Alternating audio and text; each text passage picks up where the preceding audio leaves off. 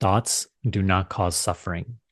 It is the belief that these are my thoughts, that I am a somebody who thinks these thoughts. That is what gives them power. So, in today's video, we're going to learn to see through this belief. We're going to expose the thinker, which is actually just a thought made entity. This video is number 2 in a 5 video series that we're doing here on the channel called Seeing Through the Mind. I had always read about the teaching that you are not the thinker, that the thinker does not exist. And I was exploring it. But the very first time I actually realized that in depth was where I was on a Zoom meeting and I was sitting on my desk, which was next to a window. And at that time, I used to live in New York. So it was on a busy street. And as I'm on a Zoom meeting trying to focus, I hear a huge truck go by on the street next to my house and makes a lot of noise.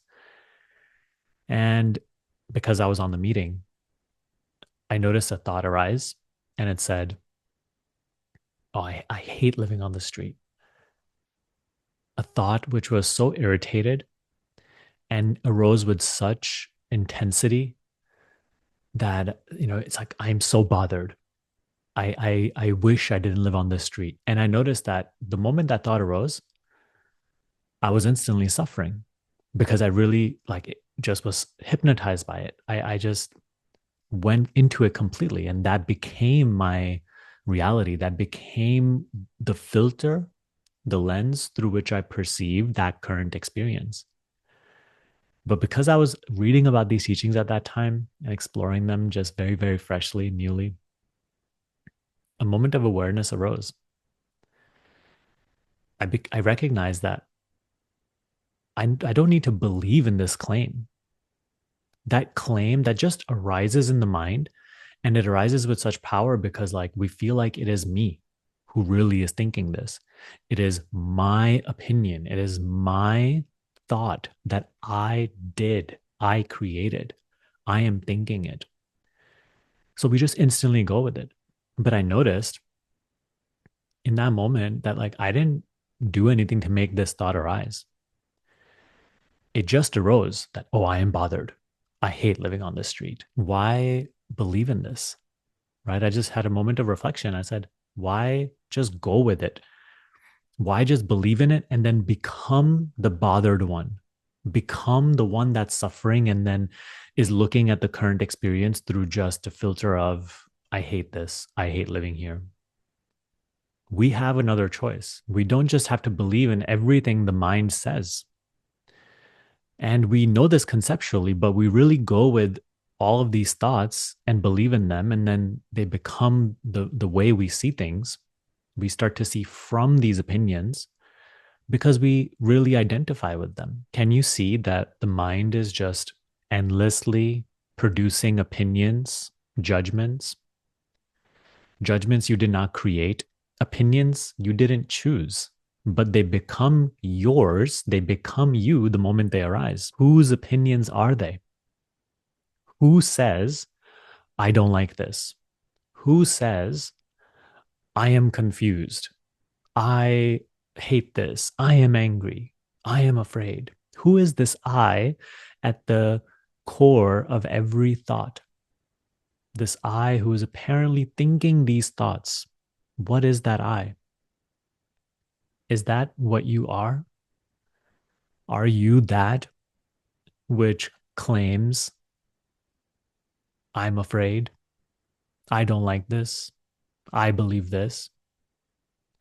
Or is that simply another thought that arose in your mind and it says something? It says, it expresses an opinion and it really feels like what you are.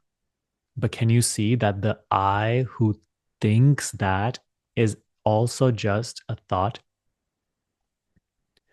Is there someone really there doing thoughts, thinking thoughts, making thoughts happen?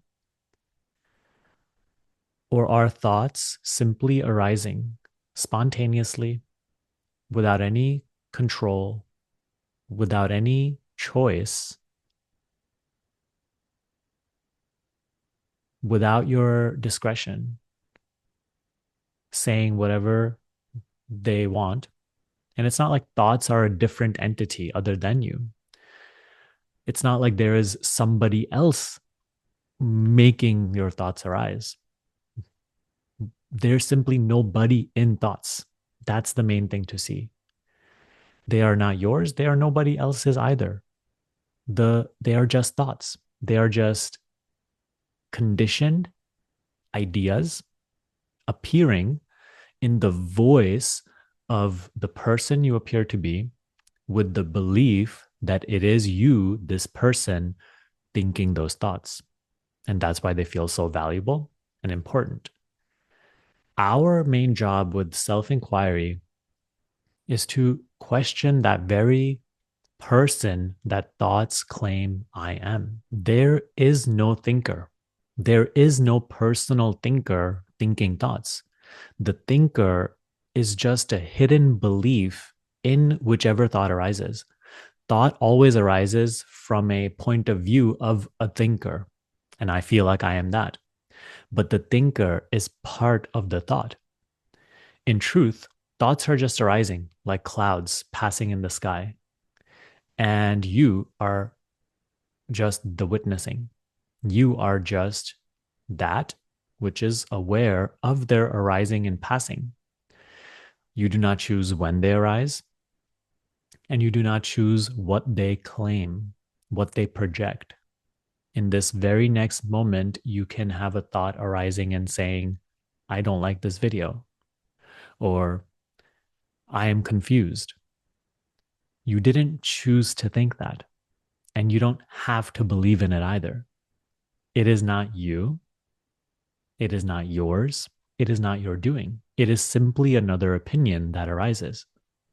And you don't have to relate to that thought with more thinking. You, the witness, do not think.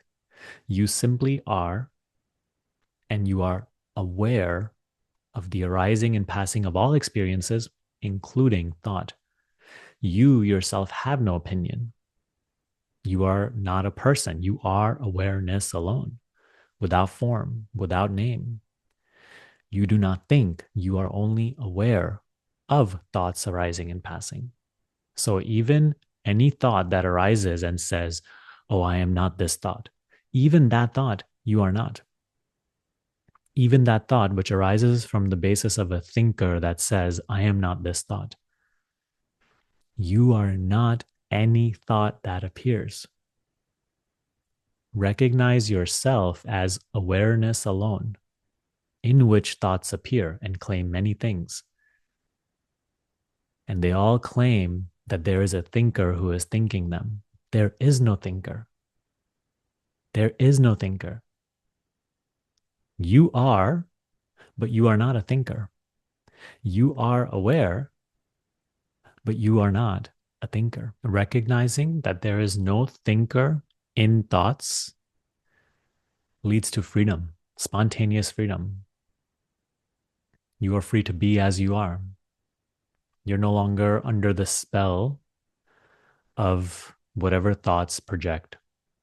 Otherwise, yes, in this next moment, they say, I'm afraid of this. I don't like this. I hate this. I want this. And we're just so hypnotized by all of those mental pursuits. Thought says, I desire this. We are instantly, all of our energy and life force goes into pursuing that desire. Thought arises and says, I am confused. All of our life force just goes into being the confused one. Thought arises and says, oh, I have a doubt about this. All of our life force, attention, selfhood, sense of realness, sense of self goes into being the doubtful one, being the afraid one, being the happy one, the sad one. Can you see that the thinker is such a changeful thing? That is one aspect of self inquiry, to see what changes. Whatever changes cannot be you. You are that which is always the same. In every moment, you shine as beingness, awareness, existence. In your witnessing, all things which change appear and pass, including the thinker.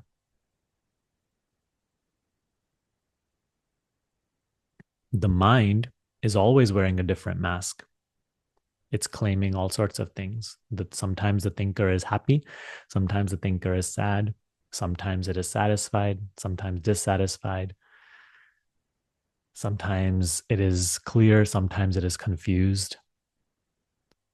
Can you be any of these things that you see to come and go? So you're gaining a little bit of freedom now from this train of thinking. Previously, you were in it, and now you are sort of outside and you're watching the train pass. You're not just getting on every single train you see, the train of confusion, doubt, questions, hate, anger, fear. You are watching all of these trains coming on the platform, waiting for you to get on. But because you don't, because you stay in your true position as the witness alone, not just buying into everything that arises, then these trains pass. So our practice is a practice of self remembrance. When you know yourself as the witness alone, you don't end up getting on those trains. The illusion of ownership, of doership of thoughts dissolves. And you experience greater and greater freedom being as you truly are. This leads to naturally a more quiet, wordless, thoughtless being. This is not a suppression of thoughts. This is simply being as you are. Thoughts can only keep coming and hypnotizing you and taking you with them if you remain ignorant of your real nature. If you keep believing every thought that claims you are a thinker who really believes all of these things and says all of these things, you will keep thinking thoughts and you will keep thinking your thoughts are really important. What is needed is return to simply being the witness.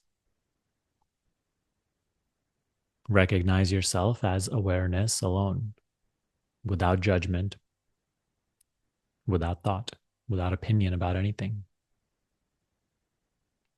What is required is stop talking to yourself mentally. That is one of the main habits to let go of. And it is possible. It is hard, but it is possible. Instead of talking to yourself mentally, because that is just the thinker perpetuating the false existence of the thinker. Instead of thinking to yourself mentally, be aware of being aware. Recognize that you are aware. To recognize that you are aware, you do not need to mentally claim, oh, I am aware, because thought will arise and it will say, I am aware, I am aware, I'm not getting it. Don't believe in that dialogue. That dialogue is not you. Don't claim that dialogue to be you. Don't believe the thought that says, oh, I don't get this. This is too subtle or whatever. Watch even that thought that says, I don't get this, come and go. And mind will try to keep you from this. It will try to keep you in mind identification. So thoughts will arise and say, oh, I don't get this. Or they will claim like, oh, there's like questions about this. Oh, how do I do this? What happens when this happens? This.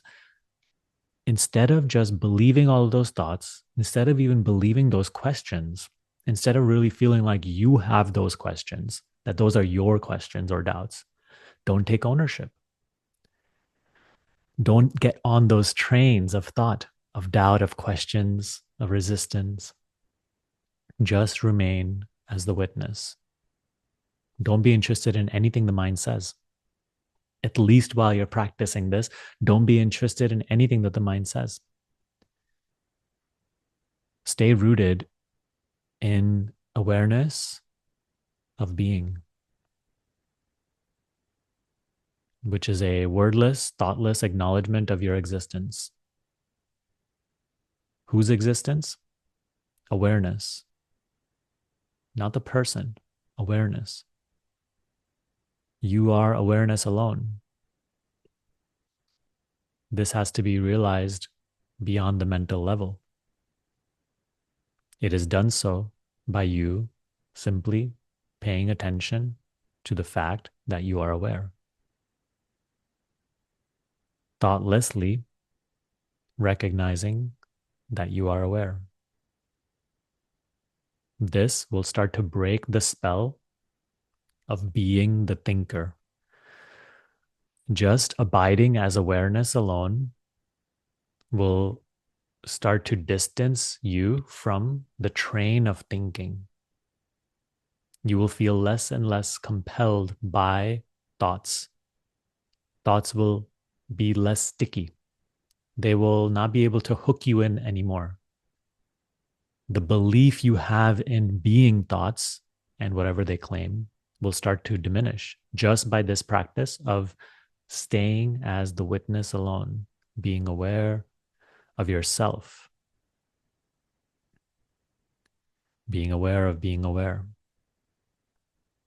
acknowledging the existence of awareness wordlessly, thoughtlessly.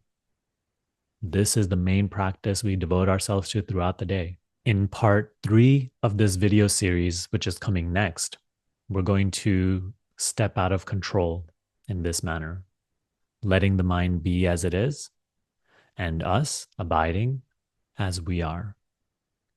So we're going to go deeper into this practice, separating you from the thinker, breaking identification with the mind. If that video is out already, you can watch it somewhere here on the screen, and I'll link it in the description box below as well.